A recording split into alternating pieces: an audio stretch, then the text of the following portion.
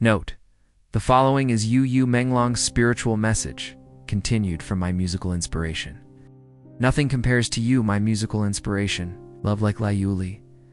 After my guardian angel returned to my side following the time she was wounded and disappeared, I made a promise to myself: no matter how much suffering awaited me in the future, I would never again seek release through death. I would keep living until I fulfilled my mission. In a way, this was the only way I knew how to repay her. Never again allow my own despair to become the reason she disappeared because of me. After I made that decision, the way my guardian angel healed me changed as well. Whenever I was violated, she would bring me a spring of crystal clear water and ask me to drink from it. The moment I did, I felt as though my entire being had been immersed in a pool of healing. Every visible and invisible stain left upon me by those who had violated me seemed to dissolve completely in those pure waters. That was simply how it felt to me. The spring itself never appeared in the physical world, and I do not know exactly what happened. My intuition tells me that it all took place beyond this world. While immersed in that healing pool, I experienced something extraordinary. I no longer felt like the broken and defiled Menglong. Instead, I felt as pure and sacred as my guardian angel herself. From the day she gave me that clear, life-giving spring water, the overwhelming self-loathing and sense of defilement that had haunted me simply disappeared because I was forced to serve so many senior Chinese Communist Party officials and members of the Red Second and Red Third generations. I gradually realized something. The more power and status people possessed, the more desperately they sought it, the more pleasure many of them seemed to take in humiliating and abusing others. For them, it became a way of satisfying themselves and feeding upon the spirit of another person. Many entertainers could not endure such abuse and lost their lives. Their deaths were then staged as suicides, or body doubles were arranged to replace them. My guardian angel told me that I had to protect my heart and never allow any evil environment to change who I truly was. So I constantly reminded myself that no matter what those people did to my body, it had nothing to do with my soul. I was still a sacred life. I must never despise myself. With my guardian angel's help, I gradually learned to separate my spirit from my body whenever I was being abused. Although I often felt that she was somehow bearing much of the suffering in my place, I wished with all my heart that she would have to bear a little less, if only a little. After that desire took root within me, I discovered that I had become far more capable of enduring pain. That realization brought me genuine comfort. At last, I felt I had done something for my guardian angel instead of allowing her to carry everything alone. Strangely, that sense of peace made the abuse itself feel a little less unbearable. But I did not yet realize that I was mistaken. Whenever I was sexually violated, I stopped calling out to my guardian angel, not because I no longer needed her, but because I did not want her to witness the humiliating way I was forced to pretend to cooperate in order to survive. One day, after once again being subjected to a violent group sexual assault orchestrated by a member of the Red Second generation, I lost consciousness. Whether it was a dream or a vision, I cannot say. I never called for my guardian angel, yet she came anyway. With deep sorrow, she told me that if I endured suffering without ever calling to her, allowing irreversible harm to come upon myself, then the burden of that suffering, the karma brought upon myself, would only cause her to bear even greater pain. Everything I know about loving others and loving this world, I learned from my guardian angel. Without the warmth and beauty she brought from the higher realms into my hell-like life, I truly would not have found the strength to keep living.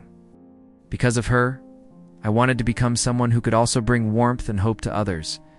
She told me that many people come into this world through reincarnation, carrying missions entrusted to them by the higher realms. I hoped that when those people faced unbearable suffering, they too would find a reason to keep going. That is why, no matter how much I was tortured when no one could see, whenever I met my lemons, I always tried my best to leave them with beautiful memories. They never knew the darkness and pain hidden inside me, yet their love became one of the lights in my life. The love of my lemons, together with the healing of my guardian angel, came the strength that kept me alive. Yet I never imagined that someone with a heart as broken as mine could ever truly fall in love. I never had a real family, true classmates, or genuine friends, though my mother, the intelligence agent assigned to raise me, took care of me. I never experienced a normal childhood or ordinary human relationships. After entering the entertainment industry, I was surrounded by people, assigned to monitor me. There was no possibility that anyone could sincerely love me. Someone like me. How could I ever believe I was capable of loving anyone? Whenever Joe Pin handed me a project about romantic love, I found myself completely without inspiration. Love was the subject I disliked writing about the most.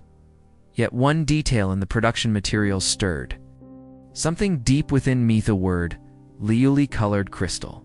For reasons I couldn't explain, it prompted me to call out to my guardian angel whenever inspiration failed me. Calling for her had long since become both my habit and my greatest source of comfort. I asked her, "I've never truly loved anyone. How am I supposed to write a love song?" She replied, "One day, you will meet someone who loves you deeply. When that day comes, you will understand what love truly is." I couldn't even imagine such a person existing, so I asked another question. If that person really appears, will you still stay by my side and continue protecting me as you always have? She smiled gently and answered, "As long as you never forget your mission. And as long as you never harm yourself, I will always be with you." I told her despairingly that in the state I was in, I could never accept anyone's love, nor did I believe I was capable of loving anyone in return. But she said, "Human destiny is guided by predestined affinity. What is meant to happen will happen. When the time comes, that bond will lead you to love that person." I asked her one more question. "Then what kind of predestined affinity exists between you and me that makes you protect me like this?" I would once again find myself immersed in the healing pool. Instead, I was taken somewhere entirely different before. Me unfolded the most beautiful world I had ever seen. And once again, I became that pure and sacred being I had glimpsed before. My guardian angel told me that this was where she and I had first met, and where she had made the vow to protect me. All of this took place within a dream, so I cannot clearly remember what that beautiful world looked like. What I do remember is that it was filled with countless magnificent palaces of colored crystal at the time. I assumed it was simply because the project materials had mentioned Liuli. I thought my dream had merely been shaped by what I had read that day, yet after I awoke, one feeling remained vividly with me. It felt like I had truly gone home deep within my heart. I longed to return there again. My guardian angel told me that every person we meet and every event we experience is guided by predestined affinity. The young woman I would one day meet, she said, was connected to the mission I had come into this world to fulfill, but according to the arrangements imposed upon artists by the Chinese entertainment industry, I knew I would never be free to choose whom I married. If I ever married, it would only be to someone assigned to me by the system and intelligence agent.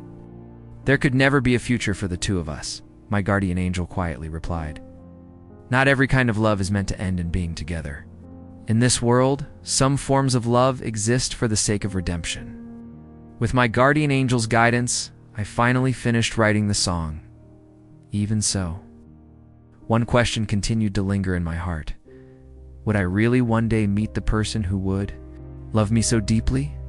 *U Menglong. It's the primary reason I have shared the stories of the abuse I endured is to expose the black industry chain. I hope that my supporters, the Lemons, the U family, and all who care about me will not immerse themselves too deeply in those painful experiences, as doing so may cause emotional trauma of your own. I fulfilled my mission.